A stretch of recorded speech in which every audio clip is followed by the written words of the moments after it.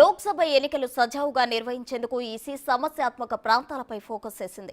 తెలంగాణ రాష్ట్ర వ్యాప్తంగా 9,900 పోలింగ్ కేంద్రాలు సమస్యాత్మకమైనవని గుర్తించింది ఈసీ. వాటిలో కేంద్ర సాయుధ బలగాలను మోహరిస్తున్నట్లు తెలిపింది. 12,000 మందికి పైగా మైక్రో అబ్జర్వర్లను నియమించింది. ప్రశాంత వాతావరణంలో సోమవారం పోలింగ్ నిర్వహించేందుకు ఈసీ పకడ్బందీ ఏర్పాట్లు చేసింది.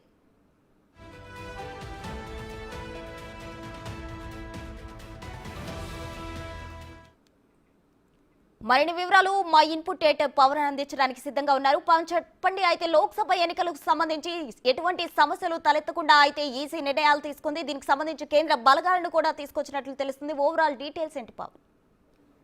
దాదాపుగా 160 కంపెనీల కేంద్ర బలగాలని రాష్ట్రంలో మోహరించారు.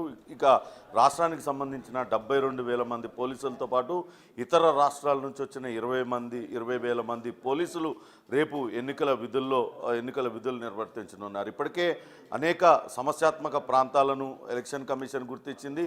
దాదాపుగా 9,900 సమస్యాత్మక ప్రాంతాలు ఉన్నట్లుగా ఈసీ గుర్తించింది. అక్కడ అదనంగా కేంద్ర బలగాలను మోహరించడానికి కూడా రంగం సిద్ధం చేసింది. ఈ ప్రాంతాల్లో అటు వెబ్కాస్టింగ్ ఏర్పాట్లు కూడా ఎలక్షన్ కమిషన్ చేసింది. అట్లనే మైక్రో అబ్జర్వర్లను కూడా నియమించింది. రాష్ట్ర వ్యాప్తంగా ఎన్నికల సరళిని పరిశీలించేందుకు 12,000 మందికి పైగా మైక్రో అబ్జర్వర్లను ఏర్పాటు చేసింది. ఇప్పటిదాకా ఎలక్షన్ కమిషన్ దాదాపుగా 8,600 కేసులు ఈ ఎలక్షన్ కోడ్ ఆఫ్ కండక్ట్ వయలేషన్కి సంబంధించి కేసులు నమోదు చేసింది. మొత్తం 1,96,000 మంది సిబ్బందిని రేపు ఎన్నికల విధుల్లో పాల్గొంటారు. ఇప్పటికే వాళ్ళందరికీ కూడా శిక్షణ పూర్తయింది. ఈవీఎంలను కూడా అందిస్తున్నారు. వాళ్ళందరూ కూడా ఈరోజే రేపు ఎన్నికలు జరిగే ప్రాంతానికి తరలి వెళ్ళనున్నారు. మొత్తం మీద ఎక్కడ ఎటువంటి ఇబ్బందులు తలెత్తకుండా పూర్తి స్థాయిలో చర్యలు తీసుకున్నారు. ఇటు పోలీస్ శాఖ కూడా పూర్తి స్థాయిలో అప్రమత్తమైంది. ఏదైతే సమస్యాత్మక ప్రాంతాల్లో కొన్ని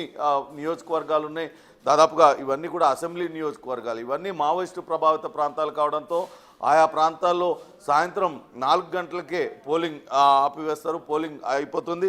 సిర్పూర్, బెల్లంపల్లి, మంచిర్యాల, చెన్నూరు, ఆసిఫాబాద్, మంతని, ములుగు, భూపాలపల్లి, అలానే పెనుపాక, ఇల్లెందు, కొత్తగూడెం, అశ్వారావుపేట ఈ నియోజకవర్గాలలో పోలింగ్ కొంత ముందు నిలిచిపోతుంది. అంటే 4 గంటలకే పోలింగ్ ముగిసిపోతుంది. ఇవన్నీ కూడా మావోయిస్టు ప్రభావిత ప్రాంతాలు కావడంతో ఆయా ప్రాంతాలన్నీ కూడా కేంద్ర బలగాలు ఇప్పటికే ఆధీనంలోకి తీసుకున్నాయి. అక్కడ రాష్ట్ర పోలీసులతో పాటు అటు కేంద్ర బలగాలు కూడా పహరా కాసే విధంగా ఇచ్చేస్తారు. ఇక పోలీస్ శాఖ కూడా పూర్తి స్థాయిలో అప్రమత్తమైంది. ఇప్పటిదాకా అటు 186 కోట్ల రూపాయల విలువైన నగదు కావచ్చు, మద్యాన్ని అటు తెలంగాణ రాష్ట్ర పోలీసులు పట్టుకున్నారు. ఎన్నికల విధులకు సంబంధించి ఎన్నికల నియమ నిబంధనలు ఉల్లంఘించిన వాళ్లకు పోలీస్ శాఖ అదనంగా 8,863 ఎఫ్ఐఆర్లు నమోదు చేసింది. అట్లనే అటు సంఘ వ్యతిరేక శక్తులు, సంఘ విద్రోహాలకు సంబంధించి 34,526 మందిని ఇప్పటికే బైండ్ ఓవర్ చేసినట్లుగా ప్రకటించారు. మొత్తం 13 అసెంబ్లీ నియోజకవర్గాలు ఏదైతే సమస్యాత్మక ప్రాంతాలు,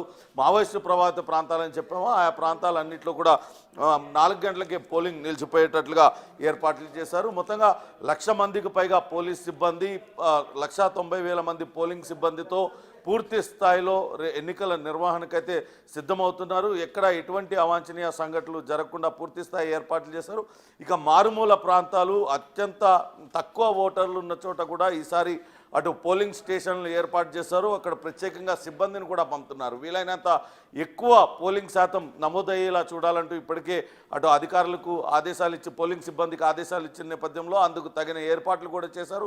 గతంలో ఎక్కడైతే పోలింగ్ స్టేషన్లు ఏర్పాటు చేయలేదో ఈసారి మొదటిసారిగా మొన్న అసెంబ్లీ ఎన్నికల్లో పోలింగ్ స్టేషన్లు ఏర్పాటు చేశారు. తిరిగి ఈ పార్లమెంట్ ఎన్నికల్లో కూడా అటు మారుమూల ప్రాంతాల్లో కూడా పోలింగ్ స్టేషన్లు ఏర్పాటు చేసి పోలింగ్ శాతాన్ని పెంచేందుకు అధికారులు అయితే ఏర్పాట్లు చేస్తున్న పరిస్థితి అయితే ఉంది. మొత్తంగా చూసినట్లయితే రేపు జరగబోయే ఎన్నికల్లో అక్కడక్కడ చెదురుమదురు సంఘటనలు జరిగే అవకాశం ఉన్న నేపథ్యంలో పూర్తి స్థాయిలో అప్రమత్తమైంది. అటు ఎలక్షన్ కమిషన్తో పాటు ఇటు రాష్ట్ర పోలీసులు పూర్తి స్థాయిలో అప్రమత్తమయ్యారు. అనేక చోట్ల 3 అంచెల భద్రతా వ్యవస్థను కూడా ఏర్పాటు చేశారు. కేవలం ఓటర్లు మాత్రమే పోలింగ్ బూత్లోకి వెళ్ళాలి. వాళ్ళ వద్ద ఫోన్లు ఇతరత్ర లోపలికి తీసుకెళ్లకుండా వాళ్ళని నిరోధిస్తూ తగిన జాగ్రత్తలతో అటు పోలింగ్ స్టేషన్లలో ఏర్పాట్లయితే పూర్తి చేశారని చెప్పవచ్చు. ప్రసూన. Right, thank you Pawan.